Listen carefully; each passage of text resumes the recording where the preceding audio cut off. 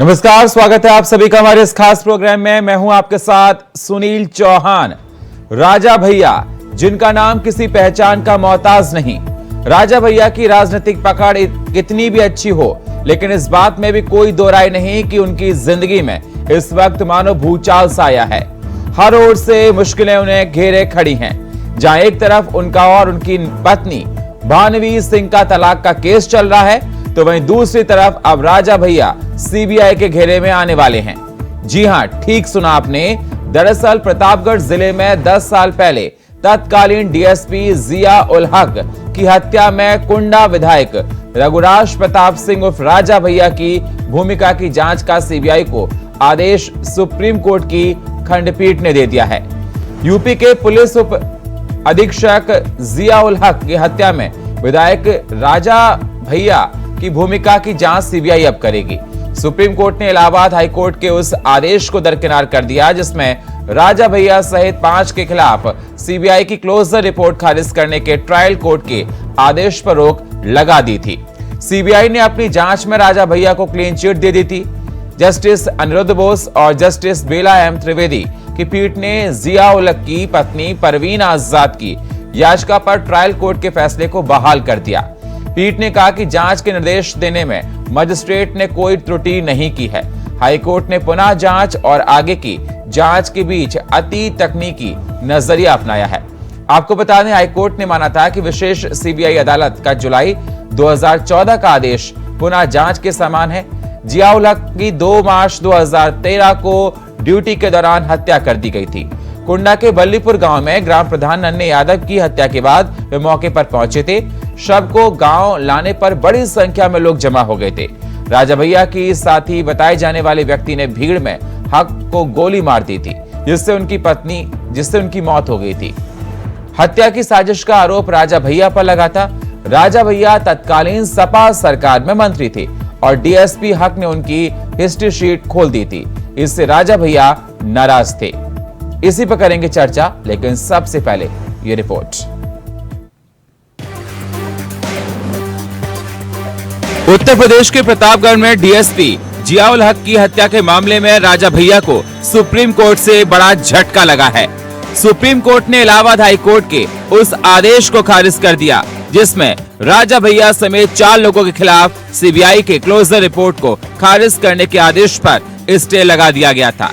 Supreme court ने जिया उल हक की पत्नी परवीन आजाद की याचिका पर फैसला सुनाते हुए सीबीआई को राजा भैया की भूमिका की जांच करने का आदेश दिया है। जस्टिस अनिरुद्ध बोस और जस्टिस बेला माधुर्य द्विवेदी की इस पीठ ने डीएसपी की पत्नी परवीन आजाद की याचिका पर फैसला दिया।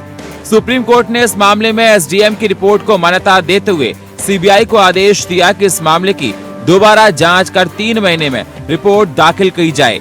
गौरतलब है कि हाई कोर्ट ने ट्रायल कोर्ट के आदेश पर रोक लगा दी थी। इस मामले में ट्रायल कोर्ट ने राजा भैया और उनके 4 साथियों के खिलाफ सीबीआई की क्लोजर रिपोर्ट को खारिज करते हुए जांच जारी रखने का आदेश दिया था। 2 मार्च 2013 को कुंडा के बल्लीपुर गांव में ग्राम प्रधान उन्हें नन्हे यादव की हत्या के बाद डिप्टी एसपी जिया उल हक महफूज के साथ मौके पर पहुंचे थे। इस दौरान शव जैसी ही गांव पहुंचा तो वहां भी भीड़ इकट्ठी हो गई। इसी बीच एक व्यक्ति ने हक को गोली मार दी थी, जिसकी मौत हो गई। बताया जाता है कि जिसने गोली मारी वह राजा भैया का करीबी था, जिसके बाद राजा भैया पर हत्या की साजिश का आरोप लगा था। जिस समय ये बहुचर्चित हत्याकांड हुआ उस समय राजा भैया तत्कालीन सपा सरकार में मंत्री थे। कहा यह भी जाता कि डीएसपी हक ने उनकी हिस्ट्री शीट खोल दी थी, जिससे राजा भैया नाराज थे। अब इस मामले पर राजनीति जमकर हो रही है। 3 महीने के अंदर सीबीआई को जांच रिपोर्ट सुप्रीम कोर्ट को सौंपनी है। अब देखना होगा आने वाले वक्त में राजा भैया पर क्या कार्रवाई होती है। ये देखने वाली बात होगी। Bureau report, India voice, Lucknow.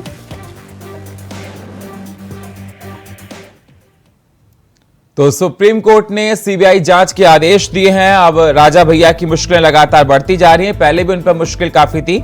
आपको बता दें, पत्नी से तलाक को लेकर लगातार उन पर जो सुनवाई हो रही थी वो भी केस चल रहा था। अब दूसरी तरफ डीएसपी जिया उल हक की हत्या को लेकर सीबीआई जांच फिर से होगी। 3 महीने के अंदर सुप्रीम कोर्ट को सीबीआई को रिपोर्ट सौंपनी होगी। इस पर चर्चा करने के लिए हमारे साथ जुड़ चुके हैं तारिक खान, नेता समाजवादी पार्टी के। हमारे साथ जुड़ चुके हैं पंकज त्यागी, नेता भारतीय जनता पार्टी के। और हमारे साथ जुड़ चुके हैं अमिताभ कुमार, वरिष्ठ पत्रकार। स्वागत आप सभी मेहमानों का चर्चा में जुड़ने के लिए। सबसे पहले तारिक खान साहब, मैं आपके पास ही आना चाहूंगा। तारिक खान साहब, जब ये घटना घटित हुई तो राजा भैया समाजवादी पार्टी सरकार में मंत्री थे। मैं आपसे ये जानना चाहता हूं कि सीबीआई जांच के दोबारा से जो आदेश दिए गए हैं, इसे आप किस प्रकार से देखते हैं? फिर से जांच करने के लिए कहा है, अब उसकी जांच फिर से होनी चाहिए सीधी कोर्ट में। जब कोर्ट जो कहेगा उसका तो पालन सभी को करना है, हम हो चाहे आप हो, चाहे भाजपा की सरकार हो, चाहे समाजवादी पार्टी की सरकार। राजा भैया के ऊपर तो तमाम मामले चल रहे हैं। उनकी वाइफ ने भी काफी उनके ऊपर आरोप लगाए, गंभीर आरोप लगाए। वैसे तो बड़े महिला सम्मान की बात होती है इस सरकार में, मगर क्योंकि उनका नाम रघुराज प्रताप सिंह है, याद रखिएगा, उनका नाम रघुराज प्रताप सिंह है, इसलिए मुझे बहुत कम उम्मीद है कि ये सरकार उनके खिलाफ कार्रवाई लेगी। जातियों में समाज को बांटने वाली और एक विशेष जात को विशेष अधिकार देने वाली भारतीय जनता पार्टी रघुराज प्रताप सिंह के खिलाफ कोई एक्शन नहीं लेगी। तब उनका महिला प्रेम मर जाता है, खत्म हो जाता है। तब हानवी सिंह महिला नहीं रह जाती, तब उनके आरोप बेबुनियाद। नहीं सर, वो बात तो ठीक है, आप कह रहे हैं कि भारतीय जनता पार्टी इस पर नहीं लेगी, ये तो जांच चल रही है। समाजवादी ने लिया था क्योंकि वो हमारी सरकार में मंत्री थे, उन्होंने उसी टाइम इस्तीफा भी दिया। अब ये तो जांच का विषय है। अगर कोर्ट कहता है कि फिर से जांच होनी है, उस पर कोई टिप्पणी न मैं कर सकता हूं, ना आप कर सकते, कोई भी नहीं कर। पंकज जी, मेरी आवाज सर आपको मिल रही है? पंकज जी, मेरी आवाज आपको मिल रही है? जी मिल रही है मुझे आपकी आवाज। हाँ पंकज जी, सवाल मेरा आपसे है। तारिक खान साहब का कहना है कि सरकार रघुराज प्रताप सिंह उर्फ राजा भैया, जो बहुत रसूख वाले हैं, कुंडा से विधायक रहते हैं, बहुत तूती बोलती है उनकी प्रतापगढ़ में, कुंडा में अच्छे दिग्गज उनको हरा नहीं पाए और तमाम सरकारों में मंत्री रहे। समाजवादी पार्टी के नेता हमारे साथ, प्रवक्ता हमारे साथ जुड़े, उनका ये कहना है साफ तौर पर कि सरकार कहीं ना कहीं उनको डिफेंड करेगी। जी मैं देखिए, मैं जानता हूं उनके बारे में सब कुछ, ऐसी बात नहीं है। मैं जो ये समाजवादी पार्टी के प्रवक्ता हैं या नेता हैं जो भी बैठे हुए हैं, ये बिल्कुल सराय झूठ बोल रहे हैं। मुझे एक चीज का जवाब दीजिए कि राजा भैया किस सरकार में राजा भैया मंत्री थे, इनकी सरकार में मंत्री थे। ये कांड किसकी सरकार में हुआ? इनकी सरकार के समय में हुआ। आज ये बेफालतू में इन्हें बोलना है, इनका कोई तर्क नहीं है, इन्हें बीजेपी पे सवाल उठाने हैं, तो ये बोल रहे हैं। जब एमएलसी, क्या नाम है, एमएलसी की जरूरत थी तो राजा भैया ने, अखिलेश यादव ने राजा भैया का साथ मांगा खुद जाके। तो मैं ये पूछना चाहता हूं, तो अगर आज माननीय कोर्ट का ऑर्डर आया है तो उसमें क्या गलत है? जो आदमी गुंडाई करेगा, जो आदमी बवाल करेगा, जो आदमी कुछ भी करेगा, हमारी सरकार उसे बिल्कुल पसंद नहीं करती। ये लोग जो भी है, ये माफिया, अतीक अहमद, मुख्तार अंसारी, आज राजा भैया है, ये सब समाजवादी पार्टी की और बसपा पार्टी की देन है। आज ये लोग उनसे किनारा कर रहे हैं। मैं ही पूछना चाहता हूँ, इस समाजवादी पार्टी के जो भैया बैठे हैं, ये क्या नाम, प्रवक्ता हो या नेता हो, मैं ये पूछना चाहता हूँ कि जब वो इनकी सरकार में उनके खिलाफ केस दर्ज हुआ तो इन्होंने एक्शन क्यों नहीं लिया? कभी उन्हें जेल क्यों नहीं भेजा जेल? उन चारों को जिनके नाम आए हैं, चारों को उसी वक्त जेल क्यों नहीं भेजा? आज इतने साल बाद जरूरत पड़ी है माननीय कोर्ट को ऑर्डर देने की। ये सबसे धूर्त सरकार है समाजवादी पार्टी, और बसपा पार्टी सबसे धूर्त, और कांग्रेस भी इनके साथ मिली हुई है। तो ये देखिए, इनका काम है बीजेपी के ऊपर उंगली उठाना, चाहे कोई बात हो या ना हो। आप मुझे एक छोटी सी बात बताइए, आज सीबीआई में राजा भैया के खिलाफ जांच बैठाई है, उसमें बीजेपी का क्या रोल है भाई? बीजेपी ने उठवाई है कोई? बीजेपी ने कोई? तारिक खान साहब जवाब दीजिए। नहीं सुनिए, पहले एक सेकंड, मैं सर आपको बहुत देर सुना, मैं उनसे भी जवाब ले लूं। मेरे पास और भी गेस्ट है, अमिताभ जी है और सागर साहब है, मुझे उनके पास भी जाना है सर। नहीं, मुझे एक लाइन बोलनी है। ठीक है, क्या हमारी पार्टी उन्हें सपोर्ट कर रही है? बिल्कुल भी नहीं कर रही। तो ये लोग उंगली क्यों उठाते हैं हमारी बीजेपी पार्टी पे? हर बात पे हमारी बीजेपी पार्टी पे उंगली उठाते। ठीक है तारिक खान साहब, जब ये घटना घटित हुई तो राजा भैया समाजवादी पार्टी में मैं बता दूं, नेताजी बीजेपी का ये कहना है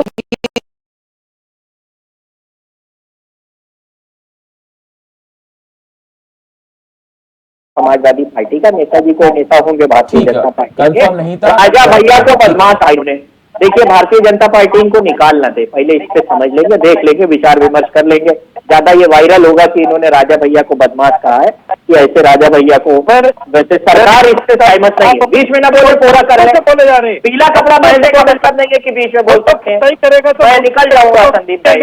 पहले बताइए, जो कोई गुंडाई करेगा। एक सेकंड सर, एक सेकंड पंकज जी, एक सेकंड सर, एक सेकंड सर, मैं आपके पास आऊंगा सर, एक सेकंड, एक सेकंड। नहीं सुनील भाई, जब जो आदमी गुंडाई करेगा तो हम उसे गुंडाई करेंगे। मैं आपके पास आता हूं सर, आता हूं। देखिए, कोर्ट ने सीबीआई जांच के आदेश दिए, जो जिसने किया जांच में पता हो जाएगा। पहले सरकारों में क्या होता था, आप ऐसे नहीं कह सकते सर, जांच। मैं आपके पास आ रहा हूं तारिक जी।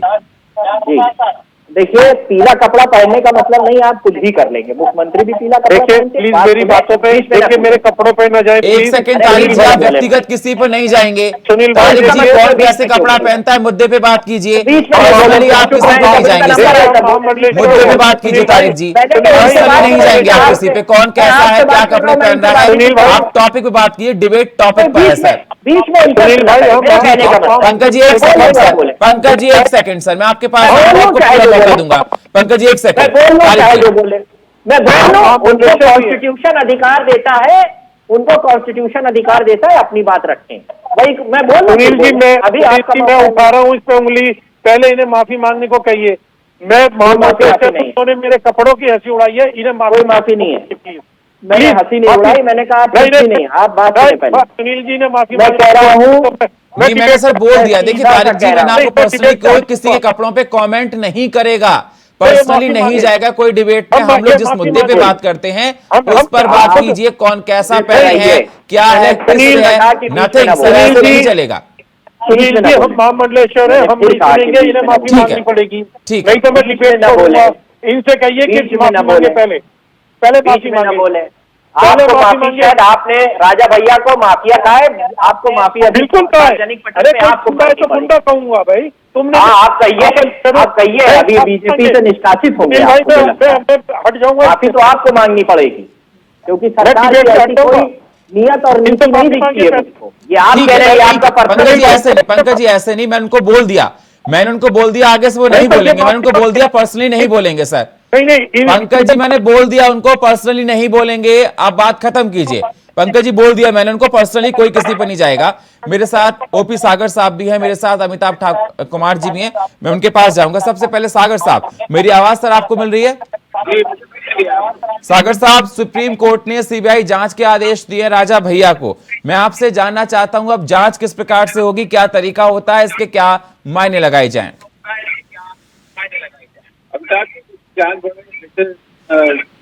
जिला पुलिस में जांच होती है,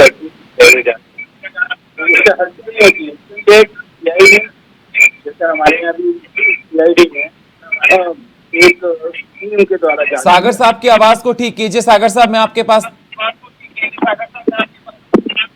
सर अपने फोन को आप कान पे लगाइए। हेलो, हाँ जी, अब आपकी आवाज आ रही है सर, अपनी बात को रखिए सर। आवाज आई है जी, बहुत क्लियर आ रही है सर, बोलिए। देखिए, मैं ये कह रहा हूँ कि जितनी भी इन्वेस्टिगेशन होते हैं, वो इन्वेस्टिगेशन वो एक ही तरीके से होते हैं। और उसमें पहले एफआईआर देखेंगे, फिर साक्ष्य संकलन करेंगे, जो गवाहों के बयानात होंगे वो जो है लिए जाएंगे, और जो एविडेंस हम इलेक्ट्रॉनिक गैजेट्स के इस्तेमाल कर सकते हैं, कलेक्ट कर सकते हैं। कुछ फॉरेंसिक साइंस के जो है बहुत सारी चीजें जो है इन्वॉल्व की जाती हैं। तो बहुत सारी चीजें इसमें, तो ऑलरेडी 2013 का केस, 10 साल पुराना केस है, और उसमें जो गहराई से पूरी जांच हो चुकी है। तो अब सीबीआई को सिर्फ इतना ही है कि जो जो अनटच्ड मामले, अनछुए पहलू रहे हैं, देखिए जो वादी है, वादनी इनकी पत्नी थी, तो वो जो है उससे बात करेंगे, इनके परिवार वालों से बात करेंगे, उनसे पूछेंगे कि पुरानी तफ्तीश में, पुरानी विवेचना में क्या क्या चीज टेकअप नहीं हुई थी। सीबीआई उसको टेकअप करेगी सबसे पहले, और उन गवाहों से बात करेगी, और वो जो है घटना से पहले का जो है उपक्रम वो जोड़े जाएंगे, और घटना के बाद में जो वो आफ्टर इंसिडेंट जो भी चीजें हैं वो भी इसमें शामिल की जाएंगी। सीबीआई थोड़ा बड़े एट लेंथ जो विवेचना करती है और उनके पास में संसाधन भी ज्यादा है। कई आईओ एक साथ काम करते हैं, फिर सब लोग मिलके बैठ के एक एक एविडेंस पे वो समीक्षा की जाती है वरिष्ठ अधिकारियों के समक्ष। तो उससे क्या होता है कि कोई चीज जो है वो छूट नहीं पाती है। और इनके पास में साधन ऐसे हैं, कोर्ट से भी अगर कहीं परमिशन लेनी पड़ती है उसमें भी कोर्ट्स जो है खासतौर से सीबीआई कोर्ट बहुत ही जो है इस मामले में लिबरल होती है कि जो इन्वेस्टिगेटिंग टीम मांग रही है उसको वो जल्दी मुहैया करा देते हैं। और इसमें ये है कि देखिए उस समय राजा भैया को कोई इन्वॉल्व भी नहीं किया गया था, उनको क्लीन चिट दी गई थी। लेकिन अब जो है सीबीआई पता नहीं कौन से तथ्य ऐसे सामने लाए और उसके आधार पर हो सकता है कि आरोप जो है प्रमाणित हो जाए।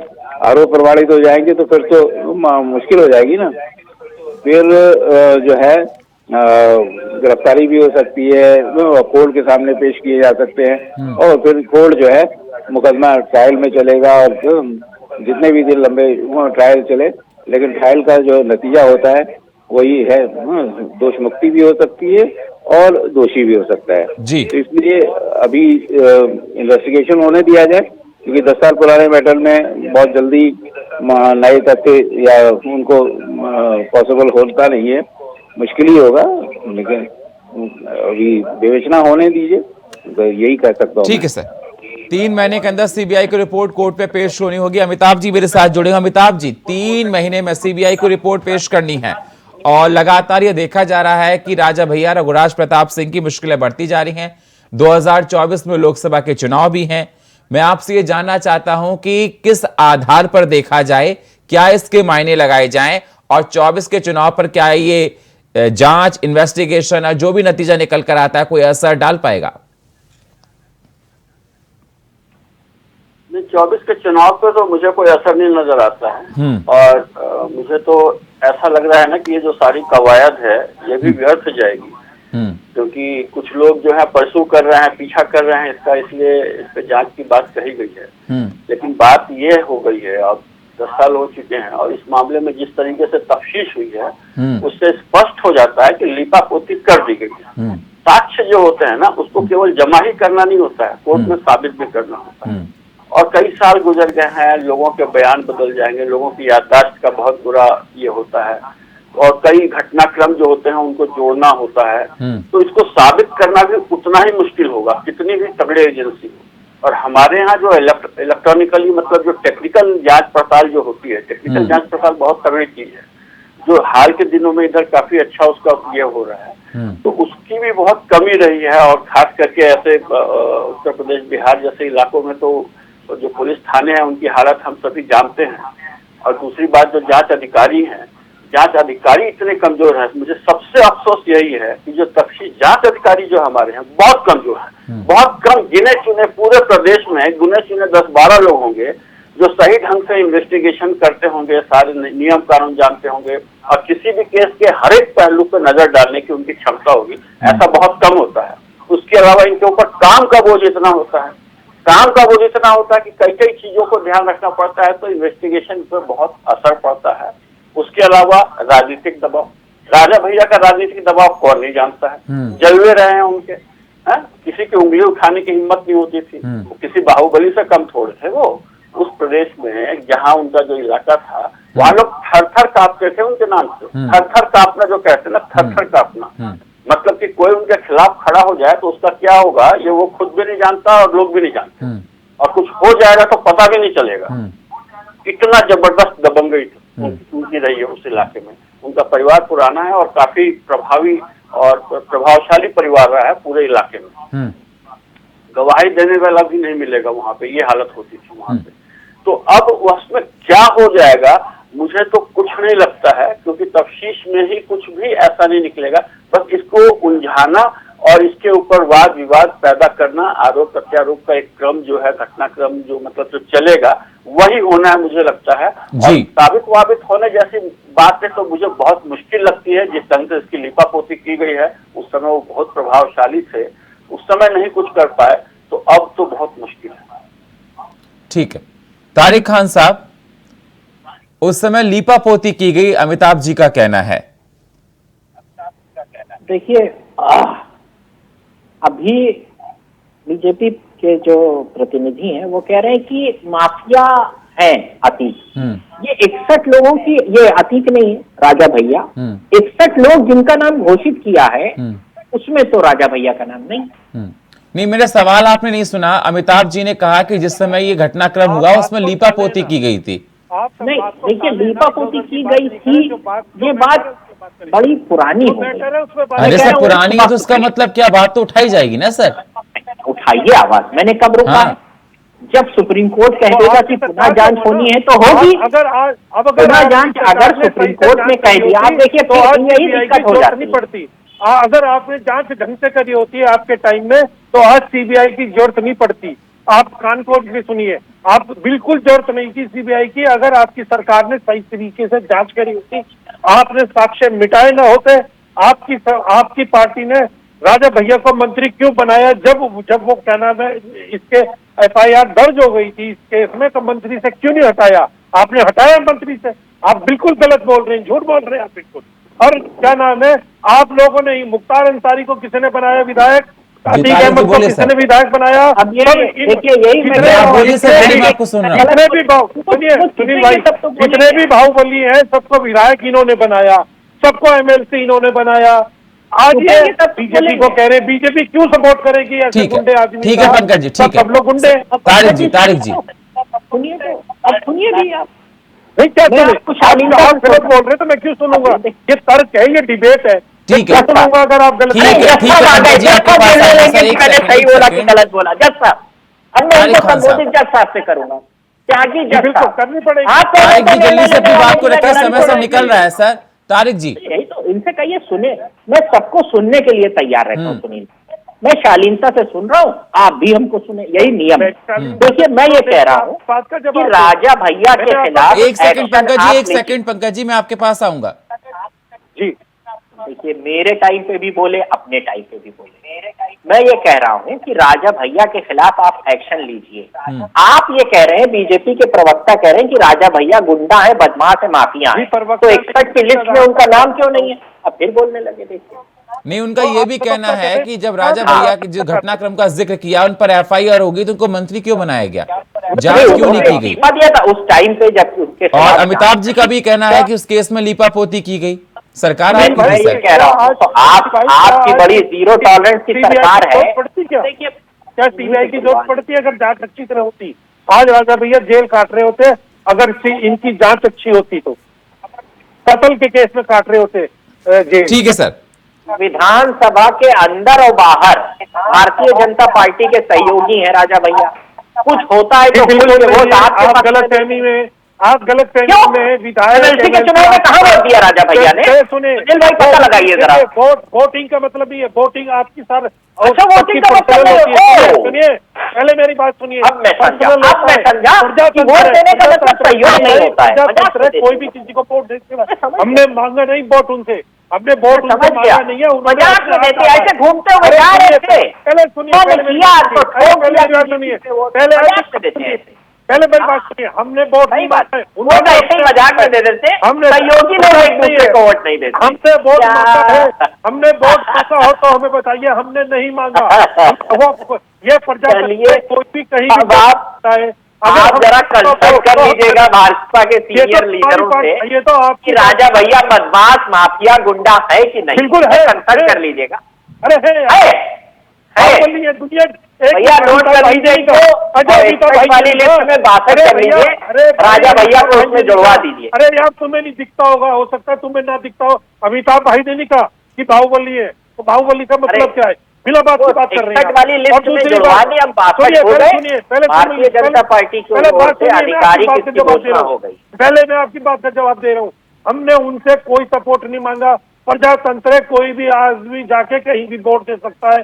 अगर राजा भैया को हमने मंत्री बनाया होता, हम दोषी थे। हमने राजा भैया से सपोर्ट मांगी होती, हम दोषी थे। भाई कोई किसी को भी वोट दे सकता है, आप भी दे सकते हैं किसी को वोट। कल को आप एमएलसी, आप किसी को भी वोट दे सकते हैं। इसमें हमारा क्या मतलब है? बीजेपी का क्या लेन देन है? आप लोगों को केवल बीजेपी मैं इसका मतलब एक्सप्लेन कर देता पहले सुनिए, अपनी गिरबा में जागिए, अपनी गिरबा में जागिए। जैसे पंकज भाई ने कहा कि अगर आपकी सरकार ने ढंग से जांच करी होती तो आज राजा भैया 10 साल की जेल काट रहे होते, जाके बाहर घूम रहे होते। न सीबीआई की जरूरत पड़ती, न कोर्ट की जरूरत पड़ती, किसी चीज की वहां से नेता की भट्टी से निकले हुए नेता हैं जो नाइंसाफ बोलना चाहते हैं। सुनील भाई, मेरी बात सुनिए, आपकी पार्टी टीवी पे आने से पहले थोड़ा सा इस पे आत्ममंथन होना चाहिए। हर बाहुबली को, सुनील भाई, ये लोग नाइंसाफ बोलना चाहते हैं। ठीक है, उसको पार्टी ने, ठीक है पंकज जी, ठीक है सर, आपको सुन लिया सभी ने अच्छे से।